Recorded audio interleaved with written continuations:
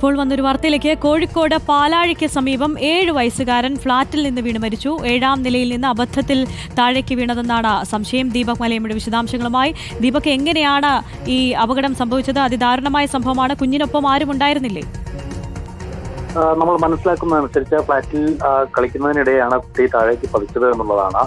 പെട്ടെന്ന് തന്നെ ആശുപത്രിയിലേക്ക് എത്തിക്കാനുള്ള നീക്കങ്ങൾ നടത്തിയിട്ടുണ്ടായിരുന്നു. പക്ഷേ കുഞ്ഞിന്റെ മരണം സ്ഥിരീകരിക്കുകയാണ് ഉണ്ടായത്. പാലാഴി സമീപമുള്ള ഫ്ളാറ്റാണ് അത്. ലാൻഡ്മാർക്ക് അബാക്കസ് എന്നുള്ള പേരിൽ അറിയപ്പെടുന്ന ആ ഫ്ളാറ്റിൽ നിന്ന് അതിന്റെ 7ാം നിലയിൽ നിന്നാണ് കുട്ടി താഴേക്ക് പതിക്കുന്ന സാഹചര്യം ഉണ്ടായത്. മൃതദേഹം നിലവിൽ കോഴിക്കോട് മെഡിക്കൽ കോളേജ് ആശുപത്രിയിലേക്ക് മാറ്റുകയും ചെയ്തിട്ടുണ്ട്. കോഴിക്കോട് പാലാഴിക്ക് സമീപമാണ് 7 വയസ്സുകാരൻ ഫ്ളാറ്റിൽ നിന്ന് വീണ് മരിച്ചത്. 7ാം നിലയിൽ നിന്ന് അബദ്ധത്തിൽ താഴേക്ക് വീണെന്നാണ് സംശയം. ദീപക് മലയമ്മയാണ് വിശദാംശങ്ങൾ.